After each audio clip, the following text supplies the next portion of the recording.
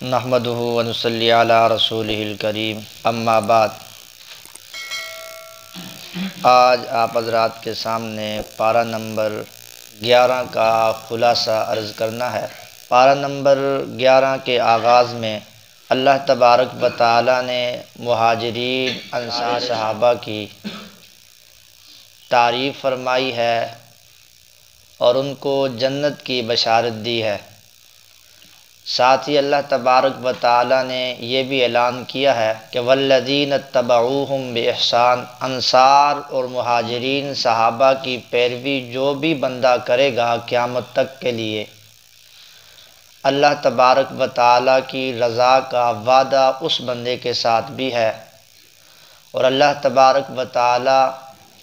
مہاجر اور انصار صحابہ کرام کے نقش قدم پر چلنے کی برکت سے اللہ بھی راضی ہوں گے اور اللہ جنت بھی عطا فرمائیں گے۔ اس کے بعد اللہ تبارک و تعالی نے منافقین کی خباثات کو بیان کیا ہے۔ منافقین نے مسلمانوں کی مسجد قباء کے مقابلے میں مسجد ضرار تعمیر کی۔ اللہ تبارک و تعالی فرماتے ہیں اس مسجد بنانے کی بنیادی وجہ مسلمانوں کے درمیان تفرقہ ڈالنا ہے، اختلاف اور نفرت کو ہوا دینا ہے۔ اللہ تبارک و تعالی نے فرمایا پیغمبر آپ نے ان کی مسجد میں نہیں جانا اور ضرار نامی جو مسجد ہے اس کو فوراً منہدم کر دیا جائے، ختم کر دیا جائے۔ معلوم ہو گیا کہ مسجد کے نام پر عوام الناس میں، امت مسلمہ میں نفرت کی ہوا پیدا کرنا، فضا قائم کرنا اور فرقہ پرستی کی فضا پیدا کرنا، ایسی مسجد سے بندے کو اجتناب کرنا چاہیے۔ ایسی مسجد میں مالی تعاون بھی نہیں کرنا چاہیے۔ ہمارے ہاں تو عموماً یہ ہوتا ہے کہ مسجد جب زیر تعمیر ہو تو کوئی فرقہ لانچ نہیں ہوتا ہے، کیونکہ اب چندے کا سلسلہ ہے، لوگ چندہ دیتے ہیں۔ جب چندہ وغیرہ ہو جاتا ہے، مسجد مکمل زیر تعمیر جو تھی مکمل ہو چکی ہوتی ہے، پھر اس کے بعد پھر بورڈ لگا دیا جاتا ہے کہ تبلیغی جماعت کا داخلہ ممنوع ہے۔ تو ایسی مساجد میں چندہ دینا بھی جائز نہیں ہے۔ حالانکہ منافقین نے جو مسجد تعمیر کی تھی، مسجد ضرار، جس کو قرآن نے تعبیر کیا ہے مسجد ضرار کے ساتھ، اللہ تبارک و تعالی نے اس کے منہدم کا حکم دیا ہے اور مسلمانوں نے اس کو منہدم کیا ہے۔ آگے اللہ تبارک و تعالی نے غزوہ تبوک میں مالی تعاون کرنے والے جو صحابہ کرام تھے ان کو بشارتیں دی ہیں، کیونکہ غزوہ تبوک میں جان مال ہر چیز اللہ کی پیغمبر کی خدمت میں پیش کر دی تھی، تو اللہ تبارک و تعالی نے کہا کہ ان صحابہ کرام کے چندے کے بدلے میں ہم نے ان کو جنت عطا کر دی ہے، جنت الاٹ کر دی ہے۔ آگے اللہ تبارک و تعالی نے صحابہ کرام کی تعریف بیان کی ہے۔ اللہ تبارک و تعالی فرماتے ہیں کہ صحابہ کرام وہ لوگ ہیں التائبون العابدون، جو توبہ کرنے والے ہیں، العابدون عبادت گزار ہیں، رکوع کرنے والے ہیں، سجدے کرنے والے ہیں، انتہائی تابعدار گروہ ہے، انتہائی تابعدار جماعت ہے۔ اس کے بعد اللہ تبارک و تعالی نے پوری امت مسلمہ کو بشمول رسالت مآب صلی اللہ علیہ وسلم کے کہا کہ تمہارے لیے یہ جائز نہیں ہے کہ کسی مشرک کے لیے مغفرت کی دعا کی جائے۔ اگر مشرک زندہ ہے تو اس کے ایمان لانے کی دعا کرنا جائز ہے، لیکن مشرک جب فوت ہو گیا ہے، مر گیا ہے، اب آپ کے لیے جائز نہیں ہے کہ آپ اس کے لیے دعا کریں، آپ اس کے لیے مغفرت کی دعا کریں، استغفار کریں۔ پیغمبر کے لیے بھی جائز نہیں ہے اور ایمان والوں کے لیے بھی جائز نہیں ہے، حتیٰ کہ یہاں تک فرما دیا کہ تمہارا سگا باپ ہی کیوں نہ ہو اس کے لیے بھی آپ نے مغفرت کی دعا نہیں کرنی ہے۔ دنیا میں اگر زندہ ہے تو مغفرت کی دعا نہیں ہے، اللہ سے مانگے کہ اللہ اس کو ہدایت دے دے۔ اللہ تبارک و تعالی نے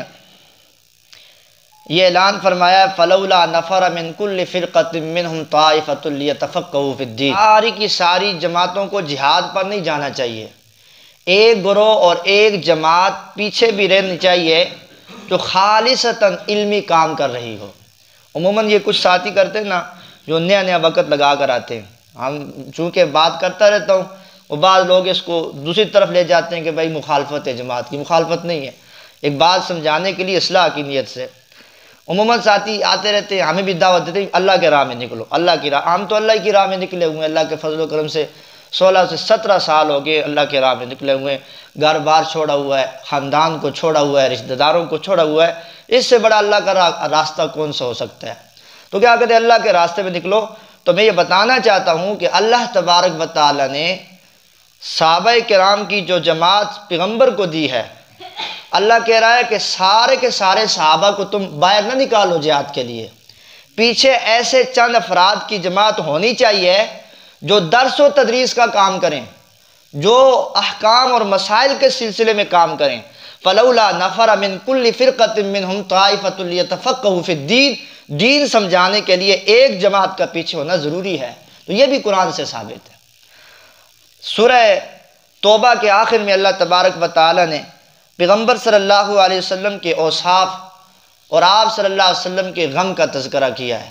فرمایا ہم نے آپ کو ایک ایسا رسول دیا ہے لقد جاءکم رسول من انفسکم، جو تمہاری جنس سے ہے، جو انسان ہے،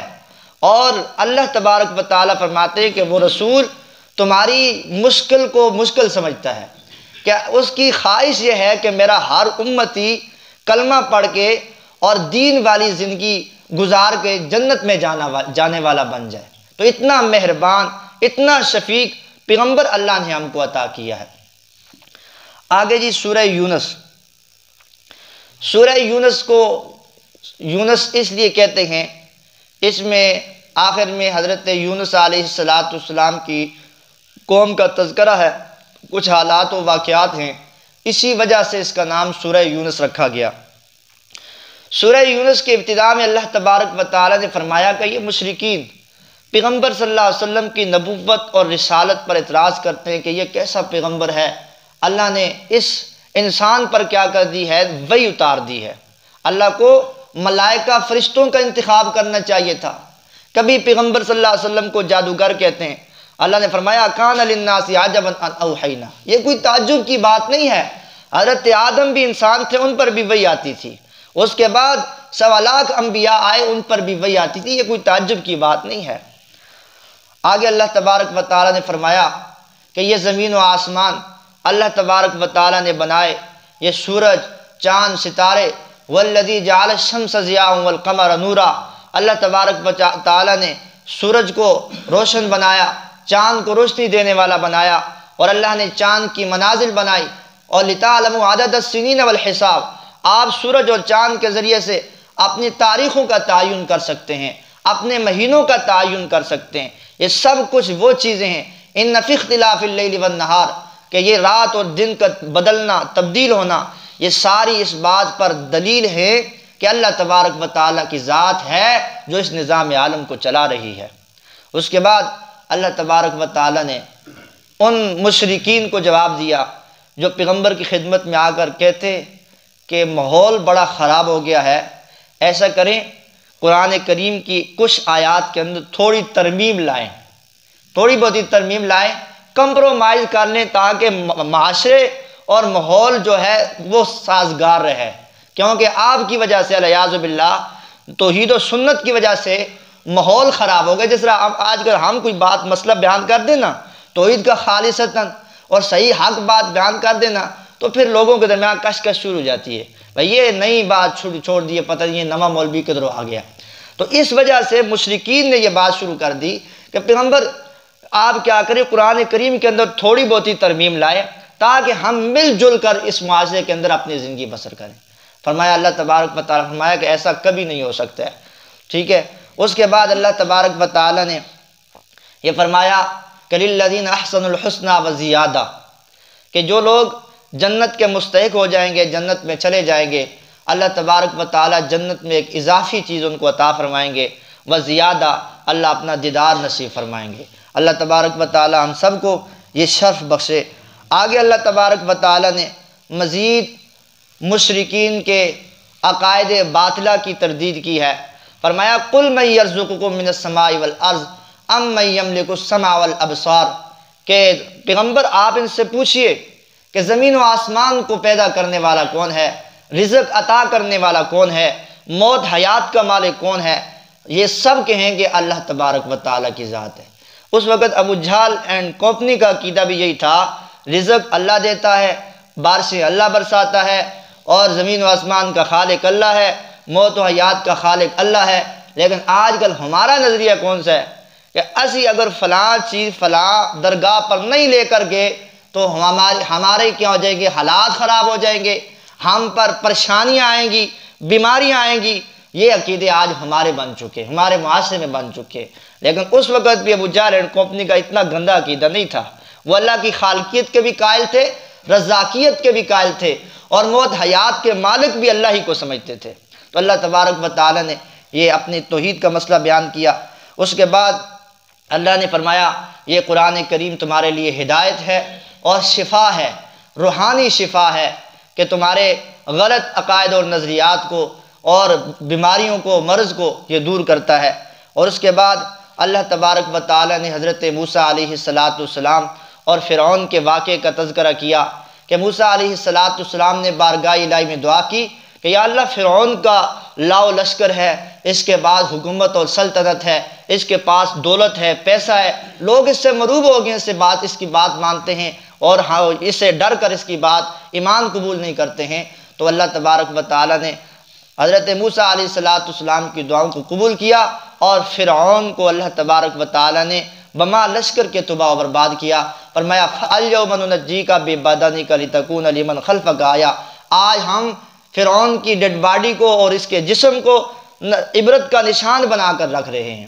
اس کے بعد اللہ تبارک و تعالی نے حضرت یونس علیہ السلام کی قوم کا تذکرہ کیا کہ یہ ایک ایسی قوم تھی کہ اس پر جب اللہ کے عذاب کے آثار سامنے آئے اور حضرت یونس جب چلے گئے بستی سے نکل کر، تو اللہ تبارک و تعالی کی حضور انہوں نے گڑ گڑا کر دعا مانگی، اللہ تبارک و تعالی نے آنے والے عذاب کو ٹال دیا۔ اور سورہ یونس کے آخر میں اللہ تبارک و تعالی نے مسئلہ توحید کو بیان کیا، فرمایا